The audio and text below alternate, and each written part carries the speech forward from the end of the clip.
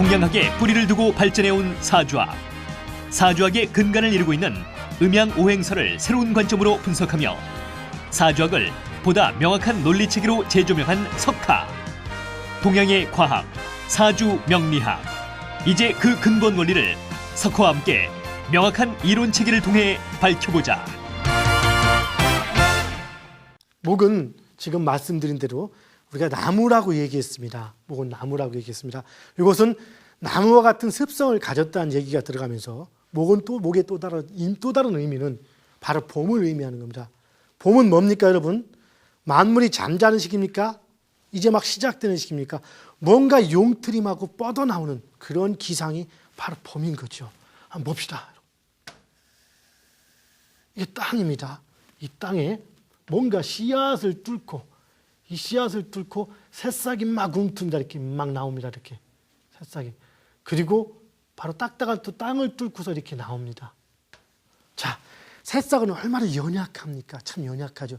그런데 이 연약한 새싹이 두꺼운 아주 딱딱한 씨를 뚫고, 그다음 아무리 두꺼운 땅을 뚫고 이렇게 솟아나게 되는 겁니다. 바로 솟아나는 것, 이 분출되는 힘, 이것을 바로 목의 정말 가장 중요한 의미가 되는 것이고 의미라고 볼 수 있는 것입니다.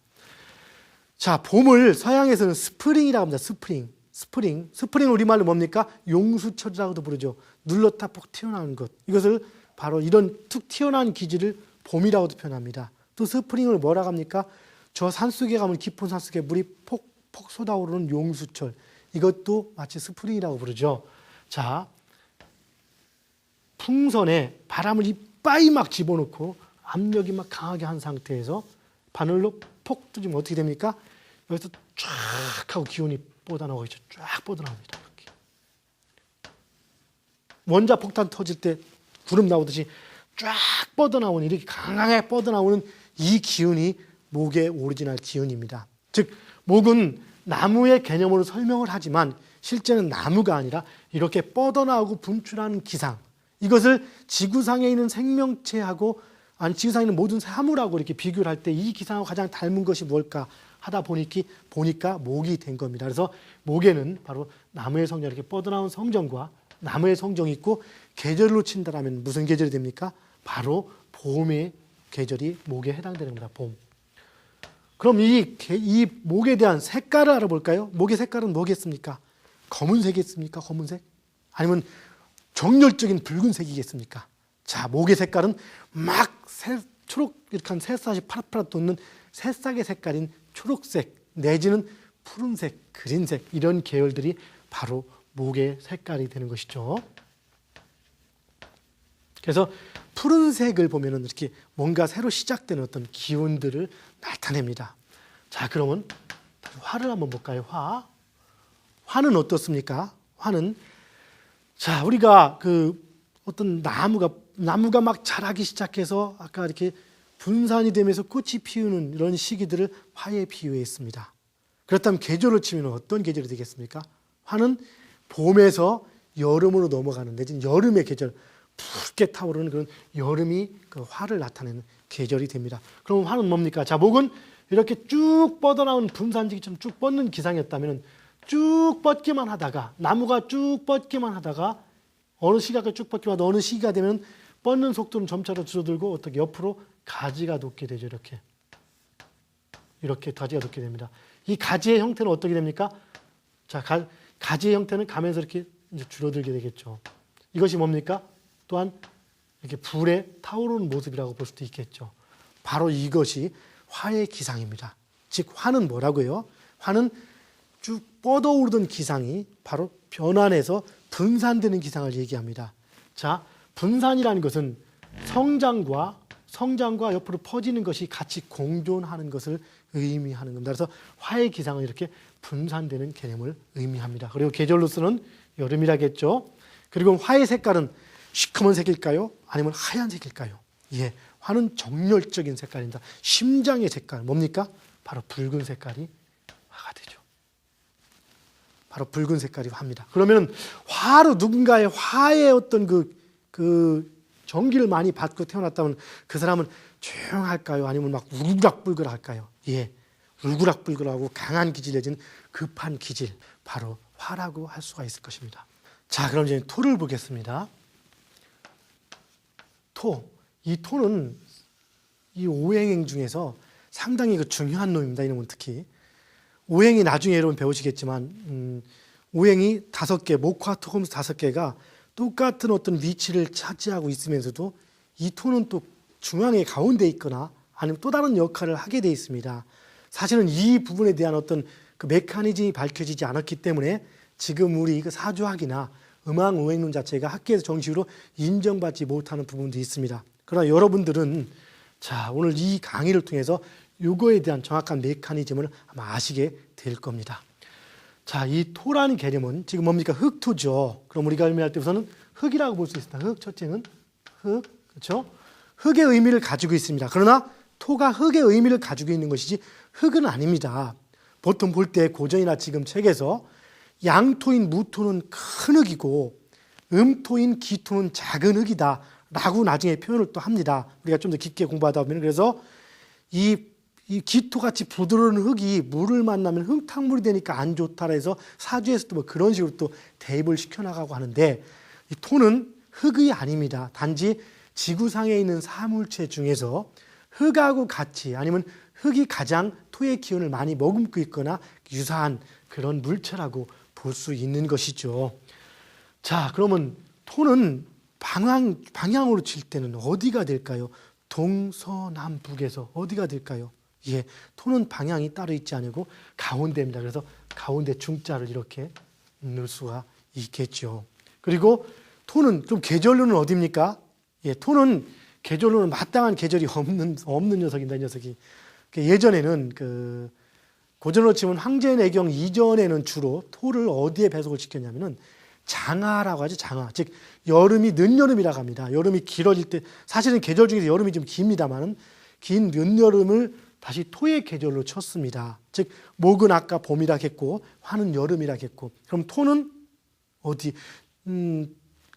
가을은 금일 테고, 그렇죠? 겨울은 뭐겠습니까? 수일 테고. 그럼 토는 여름과 가을 사이는 늦어지는 긴 여름, 장하라고 해서 이때를 토라고 했었는데, 그 황제내경 이후 내지는 그 한나라 시대 이후로 들어오면서부터 그 오행설이 정립이 돼가면서 토를 주로 어떻게 봅니까?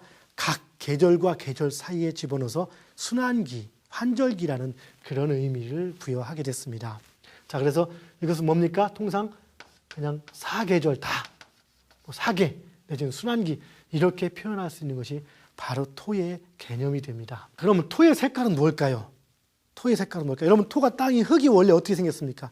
예, 시커멓다고요? 그건 오염된 흙이고, 원래 깨끗한 흙은 뭡니까? 황토라고 하죠. 황토. 그건 누리끼리한 토. 그래서 바로 흙의 색깔은 노란색입니다. 노란색. 그래서 누를 황자를 써가지고 우리가 황제내경, 동양의 어떤 그 대표된 상징책의 최대 통치권자를 황제라고 하는 이유죠. 여기 토의 개념에서 나온 의미라고 볼 수도 있습니다. 그런 의미로 본다면 토는 그 음양 오행 중에선 왕이고 대장이 되겠죠. 사실은 아닌데도 불구하고 그런 역할을 가끔 하기도 합니다. 자, 다음에 금에 대해서 알아볼까요? 금은 뭡니까? 바로 쇠금자죠. 쇠덩어리, 철을 의미합니다. 그렇기 때문에 금은 싸늘한 걸 의미합니다. 차가운 걸 의미합니다. 자, 싸늘하고 차갑다라면 색깔을 칠 때는 뭐가 싸늘하고 좀 차갑습니까? 붉은색이요? 노란색이요? 노란색과 붉은색은 따뜻하죠. 어떻습니까? 섬뜩한 것. 사실은 아주 하얀 색깔이 섬뜩하죠. 병원에 가서 또 하얀 색깔. 이렇게 우리가 사람이 죽은 데도 이렇게 하얀 보로 씌워 놓습니다. 뭔가 이렇게 따뜻하죠. 요즘은 병원들에서 색깔을 좀 바꿔가고 있지만요. 어쨌든 바로 흰색. 바로 흰색이 그 금의 색깔이 됩니다. 그러면 금의 성정은 어떤 성정일까요? 자, 아까 목은 쫙 뻗어난 성정, 화는 쫙 분산되는 성정. 그럼 토는 안 했나요? 빼먹었네, 그렇죠? 걸렸죠? 그럼 토는 어떤 성정? 예, 막 분산만 되다 보면 어느 나중에 갈 때까지가 없지 않습니까? 자, 나무가 자랄 때 쫙 자라서 끝까지 자랍니까? 끝까지 퍼집니까? 여러분 지금 살찌는 사람 아무리 먹다 옆으로 끝까지 갑니까? 가다가 적당한 상태에서 그만 가죠. 그만 가게 만드는 것, 그만 퍼지게 만드는 것, 이것이 토입니다. 즉 어떤 흐름을 가다가 멈추게 하는 것. 세상에 인생을 큰 흐름을 놓고 볼 때 한없이 나이를 먹어가는 것이 아니죠. 가다가 어느 순간이 되면 너 그만 가. 어디로 갑니까? 땅에다 집어넣죠. 바로 이것이 토입니다. 토. 그만 가게 하는 것, 멈추게 하는 것, 이런 것들이 바로 토의 역할입니다. 그래서 우리는 또한 이것은 중하라는 의미로도 표현하죠. 자, 뭡니까? 멈추게 하는 것. 멈추게 하는 것. 자, 그러면 금은 어떤 성질일까요? 금은. 자, 금은 어떤, 자, 봄, 여름, 가을, 겨울에서 여름에 한참 있다가 늦여름을 토라고 볼 때 늦여름도 지나서 가을로 접어듭니다. 가을은 어떻습니까? 일단 계절이 먹을 것 많아서 풍성하겠지만 인간 자체는 계절 자체를 보십시오. 나뭇잎이 봄에 무성하다가 여름에 막 그 꽃이 피고 화려하게 이렇게 있다가 가을이 되면 어떡합니까? 하나씩 떨어지면서 이렇게 움츠러드는 기상입니다. 이렇게 추스러들죠. 그럼 부피가 한껏 목화 봄 여름에서 쫙 퍼졌다가 다시 이렇게 추스러드는 개념이 되죠. 움츠러드는 개념. 즉, 잘 보십시오. 토하고 금하고 잘못하면 이렇게 헷갈릴 수가 있거든요. 토는 더 이상 가지 않고 멈추게 하는 것. 즉, 더 이상 넓어지지 않는 것이 토입니다. 즉, 여러분들이 잔뜩 먹고 살이 찐 게 토인데 쪄가는 과정이 화고 쪄서 딱 더 이상 찌지 않는 것은 토입니다.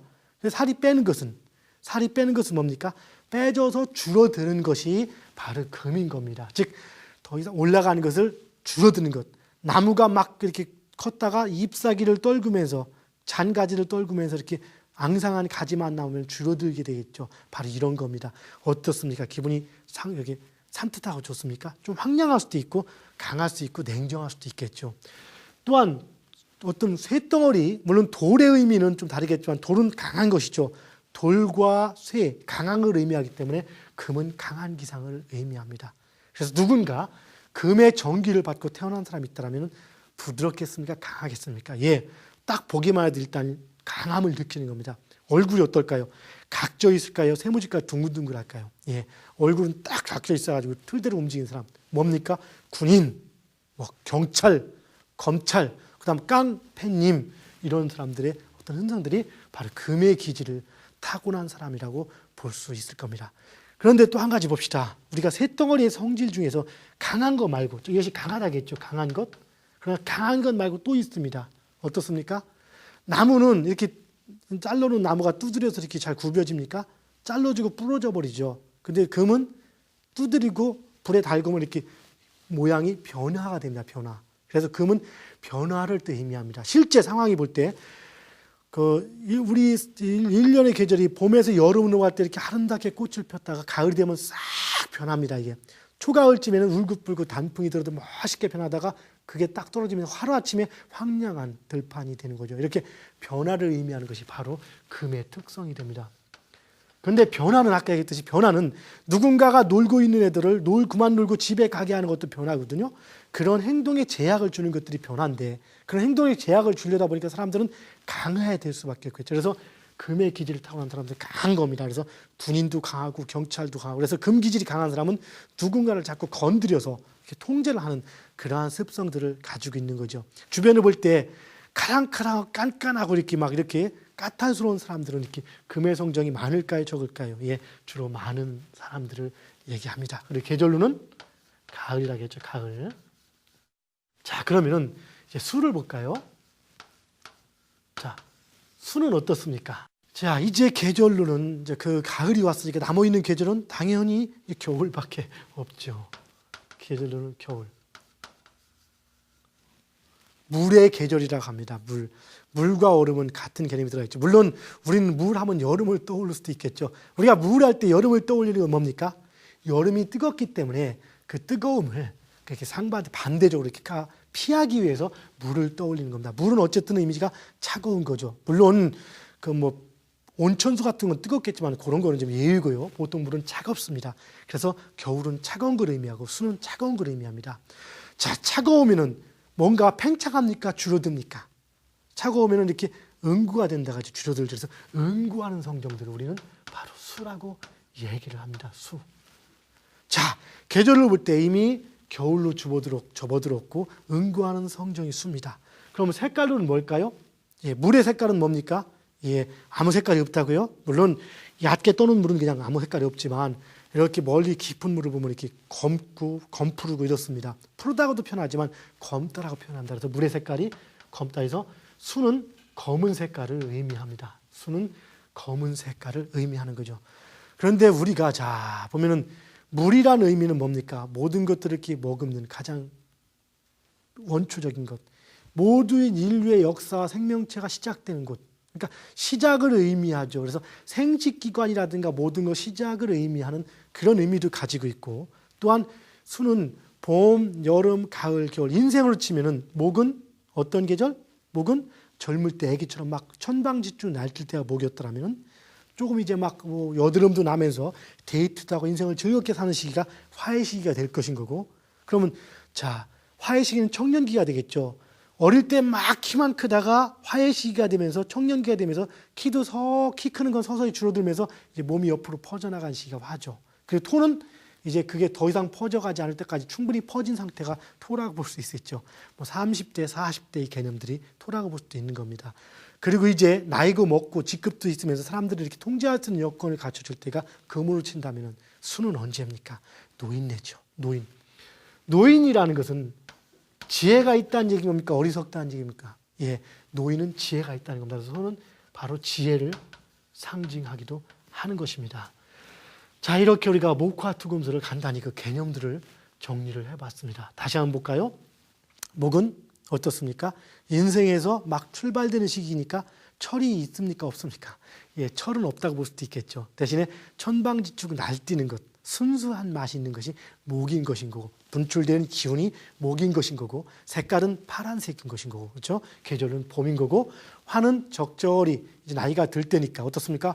파워도 있고 세상의 맛을 단맛은 맛을 조금씩 맛볼 때가 화가 되는 것이죠. 즉 막 철모르고 공부만 하고 어머니 품에서 자라다가 이제 막 아가씨 손을 딱 우연히 스쳤는데 전기가 찌릿찌릿 통합니다. 그러면서 가슴이 두근거리면서 새로운 세상을 맛보는 것, 이런 것들이 화가 됩니다. 그래서 문학적 기질, 문학 소녀 이런 것들이 화라고 볼 수가 있겠고, 자 이제 이렇게 막 세상을 좀 살다가 조금 세상의 단맛은 맛을 보면서 현실을 알아가는 시기가 토라고 볼 수 있고, 그 다음에 현실을 알고 나서 이제는 자 추스리자 식구들도 추스려야 되고 이런 책임감을 느낄 때가 금이라고 볼 수 있겠고, 인생을 어느 정도 많이 살고 나서 이제는 후학, 그래서 나이 어린 사람들을 위해서 지혜를 빌려 주어야 할 때가 수라고 볼 수 있는 것입니다. 이것이 바로 목화토금수의 기본적인 개념이 들어갑니다.